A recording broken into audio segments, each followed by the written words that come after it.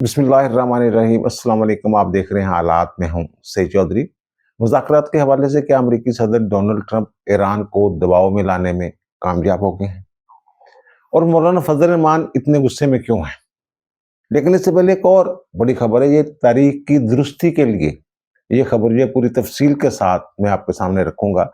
ये पहले एक क्लिप सुनिए। कि नवाज शरीफ साहब परवेज़ मुशर्रफ के ख़िलाफ़ हाई ट्रिजन का मुकदमा करने में ज़्यादा इंटरेस्टेड नहीं थे। ये सीनियर सहाफ़ी एजाज सैयद के साथ बैरिस्टर ज़फ़रुल्लाह खान का इंटरव्यू है। बैरिस्टर ज़फ़रुल्लाह खान 2013 में जब नवाज शरीफ वज़ीर-ए-आज़म थे तो ये उनके मुआविन ख़ुसूसी थे और उन्होंने बड़े धड़ल्ले के साथ ये बात की कि नवाज शरीफ को कोई दिलचस्पी नहीं थी हाई ट्रिजन का मुकदमा, संगीन बगावत का, गद्दारी का मुकदमा चलाने में परवेज़ मुशर्रफ के खिलाफ। और वो कहते हैं कि जनाब, वो नवाज शरीफ जो कहते थे जनाब आगे चलें, नज़रअंदाज करें, जो हो गया, आगे बढ़े अब। तो फिर ये आर्टिकल 6 के तहत कार्रवाई हुई कैसे? इसमें उस वक्त के chief of army staff Ashfaq Parvez Kayani का क्या किरदार था, अदलिया का क्या किरदार था, और फिर पार्लियामेंट के फ्लोर पे, असम्बली के फ्लोर पे ये मियां नवाज शरीफ ने बतौर वज़ीर-ए-आज़म ये पॉलिसी बयान क्यों दिया था? ये और फिर उस वक्त के जो ये अटॉर्नी जनरल थे मुनीर मलिक साहब, वो जून की दोपहर को, तपती हुई दोपहर को वहाँ वज़ीर-ए-आज़म हाउस में क्या लेने गए थे?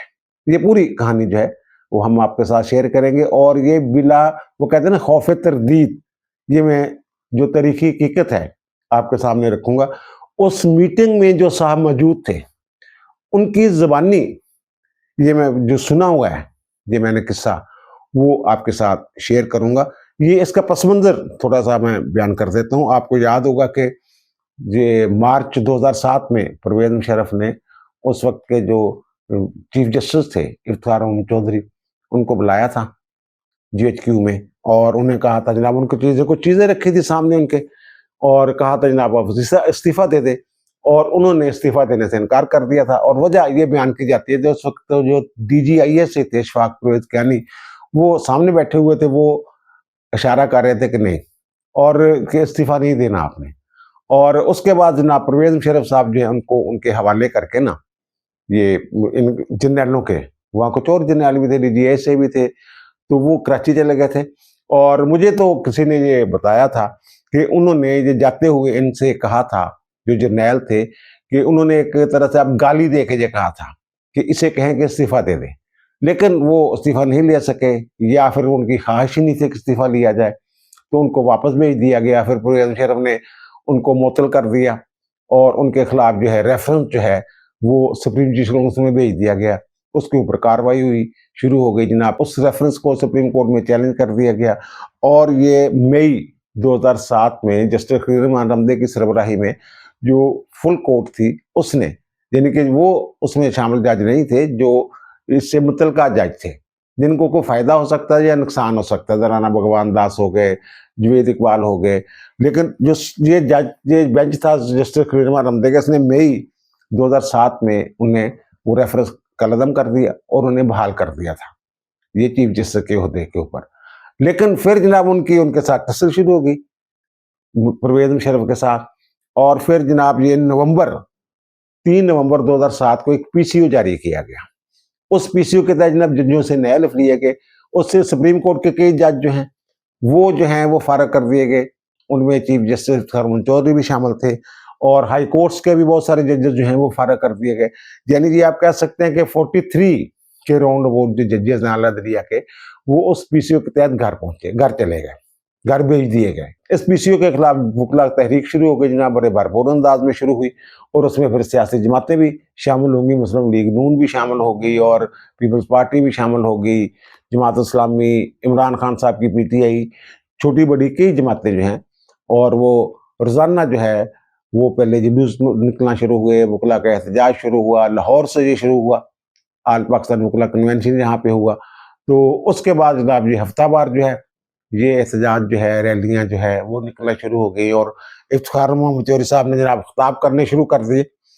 तो ये जनाब मामला चलता रहा और फिर जनाब 2009 में ये जो जजेस थे पीसीयू वाले, उस वक्त पीपल्स पार्टी की हुकूमत आ चुकी हुई थी, तो पीपल्स पार्टी ने काफ़ी इसमें, वो कहते हैं कि इफ्तिखार मोहम्मद चौधरी की बहाली के हवाले से इनकी ना दरअसल कमिटमेंट थी। ये भी हादसे से बहुत से सुनी हुई बात है।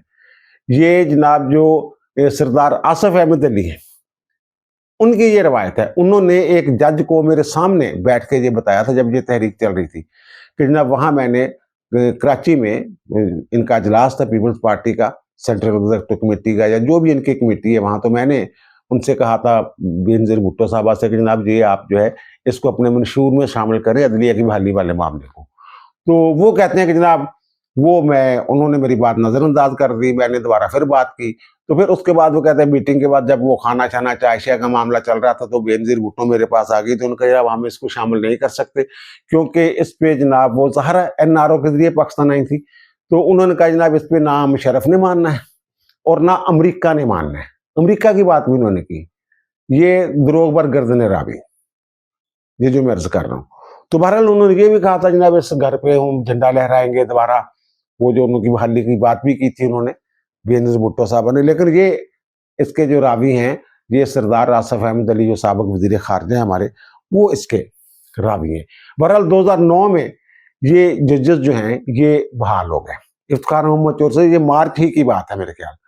तो इंतज़ार किया गया, ये जो डोगर साहब थे अब्दुल हमीद डोगर, उनकी रिटायरमेंट का, उनकी रिटायरमेंट के बाद इफ्तिखार मोहम्मद चौधरी जो हैं ये बहाल हुए। बाकी जज चंद दिन पहले बहाल हो गए थे और कुछ जजों ने असर के टाइम जो है रोज़ा भी तोड़ा था, जिसमें साकिब अंसार भी थे, ख्वाजा आसफ सॉरी वो खोसा साहब भी थे, सईद खोसा भी था और उमर ता बंदयाल भी थे।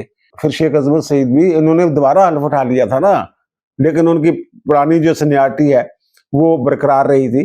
ये पीपल्स पार्टी की हुकूमत ने कोई ऐसा पैकेज दिया था जिसके तहत जनाब ये जनाब जो है, और वो पैकेज भी तैयार करके हसन सईद खोसा ने दिया था।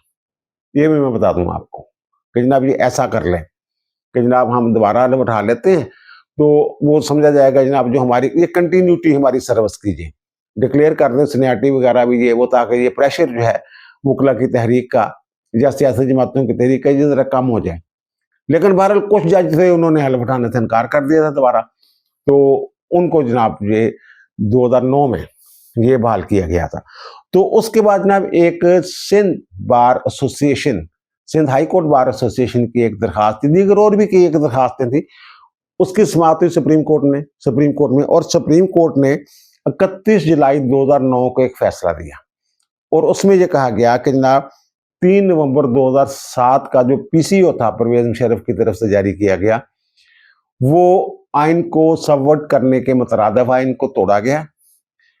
ज़ाहिर है आइन को तोड़ा गया तो आइन के आर्टिकल 6 के तहत कार्रवाई भी होनी है और इसका वह जिम्मेदार जो है वो परवेज मुशर्रफ को डिक्लेयर किया गया। ये है बात जनाब 2009 की। और फिर जनाब उसके बाद ये बातें शुरू, अच्छा उसमें जो परवेज मुशर्रफ को पहले ये डिक्लेयर किया गया था ना, जो 2 अक्टूबर 1999 वाला जो पीसीओ, उसमें जो इनके वो इकदाम को जायज डिक्लेयर किया था सुप्रीम कोर्ट ने, वो पीसीओ कोर्ट ही थी। तो उस हवाले से और जो माजी में नजरिया जरूरत का इस्तेमाल होता रहा था, इस जजमेंट में उस पर तासुफ का असर भी किया गया, अफसोस का, रिपेंट का लफ्ज इस्तेमाल किया गया था कि माजी में जो अदालतें करती रही हैं वो काबिल अफसोस है। तो बहरहाल उसके बाद जनाब ये पीपल्स पार्टी की हुकूमत थी, पीपल्स पार्टी के दौर में खामोशी रही, फिर निगरान हुकूमत आ गई, निगरान हुकूमत पे वो प्रेशर आया जनाब, जो सुप्रीम कोर्ट की जजमेंट है ये जो 31 जुलाई 2009 की, ये सिंध बार एसोसिएशन वाले केस में जो फैसला है, तो ये जनाब इनके खिलाफ हाई ट्रीजन का मुकदमा जो है, संगीन गद्दारी का मुकदमा जो इनके खिलाफ चलाया जाए, उनका जनाब ये हमारा काम नहीं है, ये काम है जनाब जो मुंतखब हुकूमत होगी वो करे इसके ऊपर। उसके बाद ये मियां नवाज शरीफ की हुकूमत आ गई और लोगों का ये ख्याल था कि मियां नवाज शरीफ को क्योंकि इन्होंने निकाला था, उनके खिलाफ जो कू हुआ था अक्टूबर 1999 वाला, तो नवाज शरीफ साहब जनाब इनके खिलाफ जो है सुप्रीम कोर्ट की जजमेंट की रोशनी में ये इनके खिलाफ जो है जरूर कार्रवाई करेंगे हाई ट्रीजन की। ये एक आम तासर था और लोग सवाल भी करते थे उनसे, लेकिन कार्रवाई नहीं हुई। अब फिर कार्रवाई कैसे हुई? कार्रवाई ये हुई कि जनाब सुप्रीम कोर्ट में जो इफ्तिखार मोहम्मद चौधरी साहब हैं, उन्होंने जनाब ये केस सुनना शुरू कर दिया बेंच बना के कि जनाब ये जो हमने फैसला दिया था, पहले चुप रहे हैं 2009 से, लेकिन 2013 में जनाब उनको अचानक याद है कि ये तो हमारी एक जजमेंट है और मुशर्रफ के खिलाफ जो है वो हाई ट्रीजन का मुकदमा चलना चाहिए। तो उन्होंने जनाब नोटिस जारी करना शुरू कर दिए और ये वफाकी हुकूमत से, वज़ीर आज़म से ये सवाल किया गया कि जनाब आप बताएं कि क्या मैकेनिज्म होगा, कैसे कार्रवाई होगी हाई ट्रीजन की। अच्छा, यहाँ ये भी बता दूं कि ये लोग ये सवाल करते हैं कि जनाब जो 1999 वाला इकदाम था, जो मार्शल लॉ था, उसमें क्यों कार्रवाई नहीं की गई, और 2007 वाला जो इनका पीसीओ था उसके ऊपर क्यों कार्रवाई की गई। वो पीसीओ वैसे थोड़ी देर ही रहा था, ये 3 नवंबर को जारी हुआ था और मेरे ख्याल दिसंबर, ये डेट 1-2 दिन आगे पीछे हो सकती है, मेरे ख्याल 15 दिसंबर 2007 को ये जो आइन है बहाल कर दिया गया था, ये वाला। अच्छा, बहरहाल ये वो भाई ये था कि 1999 वाले, एक तो रेफरेंडम और दूसरा जो लीगल फ्रेमवर्क आर्डर जारी किया था 2002 के इलेक्शन से पहले, तो उसकी उसमें ये सारी चीजें जो है उनको जवाज बख्शा गया था, जायज डिक्लेयर किया गया था इनके वो स्कू को, जब जो फौजी जो मार्शल लॉ था उसको, तो वो हमारी पार्लियामेंट ने वो 2/3 अक्सरियत के साथ जो है वो एलएफओ को कुछ तब्दीलियों के साथ मंजूर कर लिया था और वो पार्लियामेंट से तौसीक हो गई थी उसकी। इसलिए 1999 वाला जो मामला है उसके ऊपर जो है, क्योंकि पार्लियामेंट ने तरमीम कर दी थी आइन में और उसको जायज डिक्लेयर कर दिया था, इसलिए वो कार्रवाई नहीं हो सकती थी। ये जब ये 2007 वाला जो पीसीओ था, इस हवाले से जब इनके खिलाफ कार्रवाई होनी शुरू, तो उस वक्त भी बहुत सारे लोगों ने सवाल उठाए थे कि जनाब उसके भी ऊपर भी कार्रवाई होनी चाहिए, और सिर्फ परवेज मुशर्रफ के खिलाफ क्यों नहीं।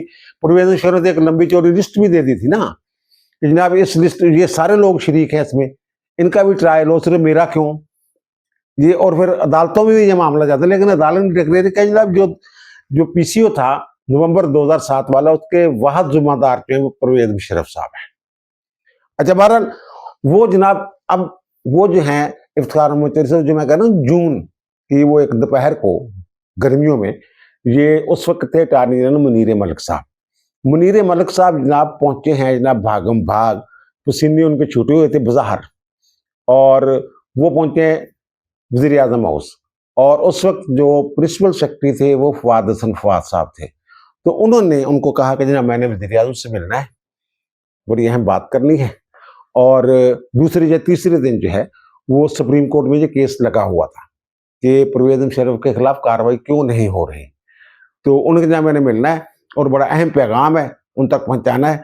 तो उनके जनाब मुझे बताया, उनके जनाब वो उन्हीं से बात करनी है मैंने।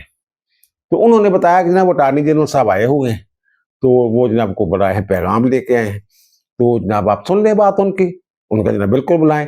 उस वक्त कबीना के कुछ सीनियर अरकान भी वहां पे मौजूद थे। तो मुनीर मलिक साहब ने, आप ये कह सकते हैं कि उस वक्त के चीफ जस्टिस इफ्तिखार अहमद चौधरी की तरफ से धमकी दी वहां पे, कि वो कहते हैं कि जनाब आप बताएं 2 टोकनदार में कि आर्टिकल 6 के तहत कार्रवाई करनी है परवेज मुशर्रफ के खिलाफ या नहीं करनी। अगर वो कहते हैं कि नहीं करनी, तो वो जो इफ्तिखार अहमद चौधरी है वो कहते हैं मैं जनाब अदालत में बुलाऊंगा वज़ीर आज़म को कि अदालती हुक्म पर अमल क्यों नहीं हो रहा, जब अदालत डिक्लेयर कर चुकी हुई है कि उन्होंने आइन तोड़ा है, तो फिर उनके खिलाफ क्यों कार्रवाई नहीं हो रही। और फिर अदालत में जब बुलाएंगे तो फिर कुछ इस तरह की बातें भी हुई, उन्होंने खदशा ज़ाहिर किया कि हो सकता है उनका रवैया वज़ीर आज़म के साथ दुरुस्त ना हो। ये सारी चीज़ें जो हैं वहाँ इस तरीके से, यानी आप कह सकते हैं कि उनको डराया धमकाया गया कि जनाब ये, वहाँ बहुत सारे जो लोग मौजूद थे वो ये कह रहे थे जनाब सुप्रीम कोर्ट की जजमेंट है, सानू की पारा करो, ये परवेज मुशर्रफ के खिलाफ जनाब हाई ट्रीजन की कार्रवाई करें। अच्छा, अब ये अदालत जो है वो डायरेक्ट कार्रवाई नहीं कर सकती थी, क्योंकि जो ये आर्टिकल 6 है और जो कानून है संगीन गद्दारी वाला जो है, उसमें ये लिखा हुआ है कि एक नोटिफाइड अफसर जो है वो खसूसी अदालत में, एक खसूसी अदालत बनाई जाएगी जो हाई कोर्ट्स के जजों पर मुश्तमिल होगी। तो वो नोटिफाइड अफसर वहां पे कंप्लेंट करेगा, इस्तिगासा फाइल करेगा इन इल्जामात के तहत। आम बंदा एफआईआर दर्ज नहीं करवा सकता, ना वो आर्टिकल 6 के तहत कार्रवाई की दरखास्त दे सकता है, ना उस पर कार्रवाई हो सकती है। तो वो नोटिफाइड अफसर उस वक्त जो थे वो वजीर दाखिला, सॉरी वो सेक्रेटरी दाखिला जो थे वो नोटिफाइड अफसर थे। तो वो, अच्छा, अब ख्याल ये है, वो जो मैं कह रहा हूँ कि हाथ से सुनी बात है, वो ख्याल ये है कि वो लोगों का ख्याल था कि शायद जो नवाज शरीफ साहब जो हैं वो घबरा जाएं इस धमकी से, और जो वो वैसे भी वो कहते हैं जनाब उनके अंदर जो है वो एक गुस्सा होगा मुशर्रफ के खिलाफ का, जनाब ये कार्रवाई करनी चाहिए, हमें तो कंधा मिल रहा है सुप्रीम कोर्ट का, तो वहाँ बयान दे देते हैं। तो उन्होंने कहा कि जनाब वो उनके चेहरे पे इत्मीनान था नवाज शरीफ के।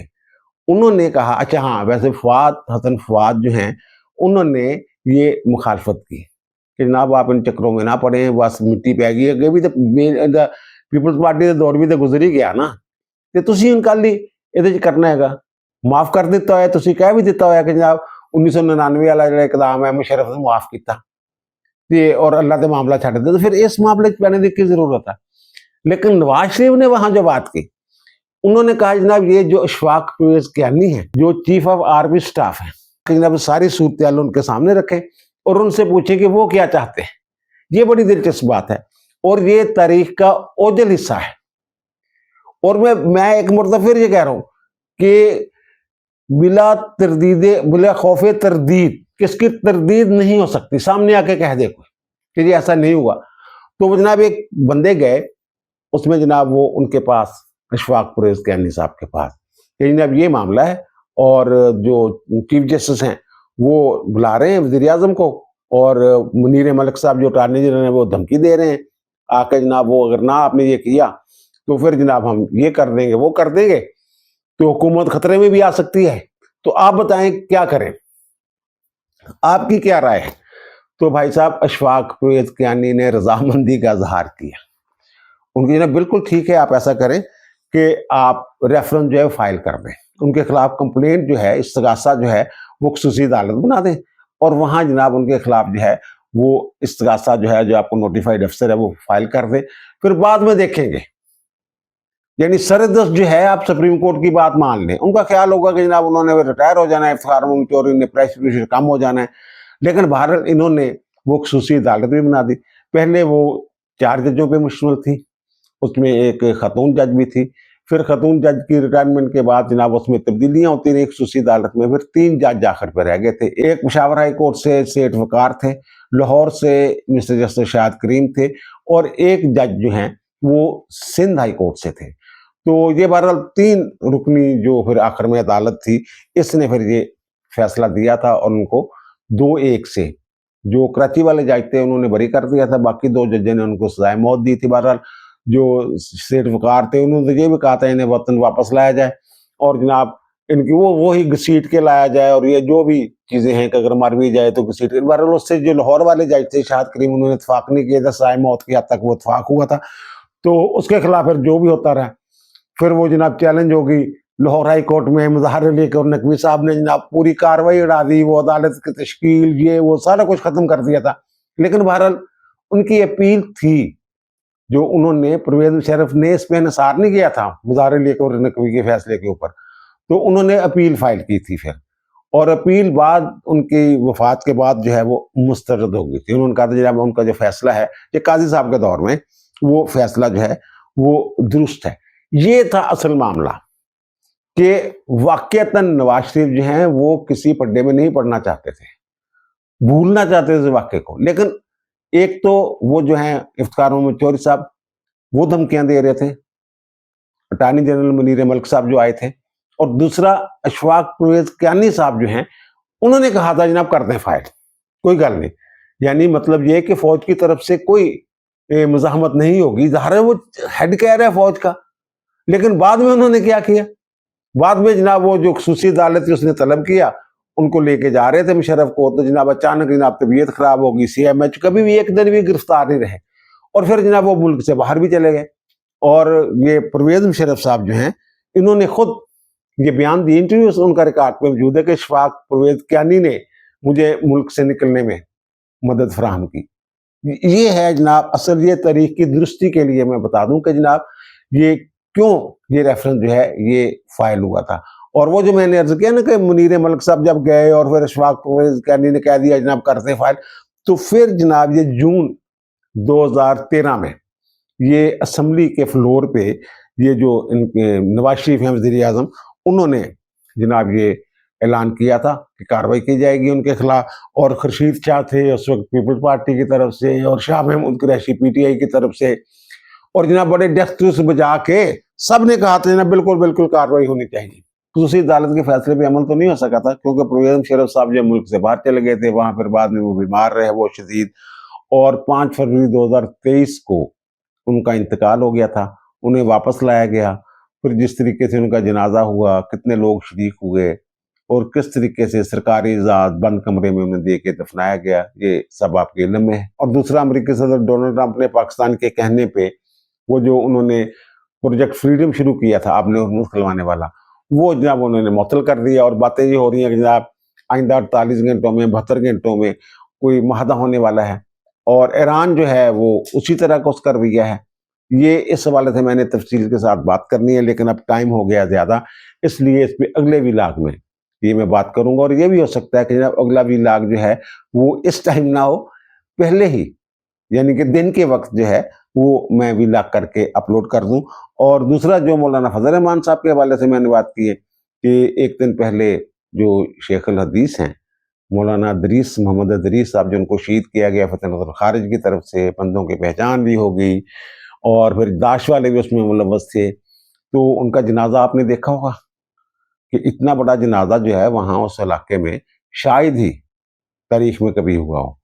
तो फिर मौलाना फजल रहमान साहब जो हैं उनकी ताज़ियत के लिए गए, उनके बेटे से भी मिले, वहाँ जो लोग थे, वहाँ जो मौलाना फजल रहमान साहब ने तकरीर की है ना, मौलाना फजल रहमान जो है वो बड़ी नपी तुली बात करने, वो मैं हमेशा ये कहता हूँ बड़े ज़ीरक सियासतदान है, बहुत नाप तोल के बात करते हैं। लेकिन वहाँ वो जितने जज्बाती नजर आए हैं, मेरा नहीं ख्याल कि कभी पहले इतने, एक आध मरतबा हुआ होगा, लेकिन वहां जो उन्होंने खास तौर पे जो ये वाली बात की है, ये इस तरह की बात जो है, ये मौलाना फजल रहमान साहब माजी में इन्होंने कभी किसी के ऊपर कुफर का फतवा नहीं लगाया, लेकिन वहां उन्होंने जो फितनतुल खारिज है उस हवाले से उन्होंने जो बात की है, ये क्लिप सुने। उलमाए किराम को मुर्तद कहना, मदारिस के उलमा को मुर्तद कहना, ये दलील है कि तुम कातिल मुर्तद हो और तुम्हारा दीन इस्लाम से कोई ताल्लुक। मौलाना फजल रहमान ने उन लोगों को दायरा इस्लाम से खारिज करार दिया है।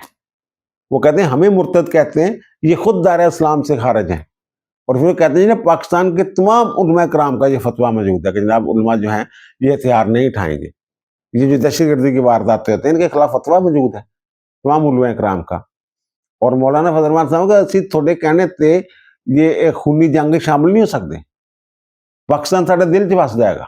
उलमा देवबंद के मरकजी रहनुमा की तरफ से ये बयान जो है ये वार्निंग है उन लोगों के लिए, ये खतरे की घंटी है। और रियासत पाकिस्तान, कल मैंने अर्ज किया था, ये फैसला कर चुकी हुई है कि पाकिस्तान में, खैबर पख्तूनख्वा में, बलूचिस्तान में या जहां कहीं भी कोई भी कार्रवाई होती है तो उसका जवाब जो है वो अफगान रजीम को दिया जाएगा।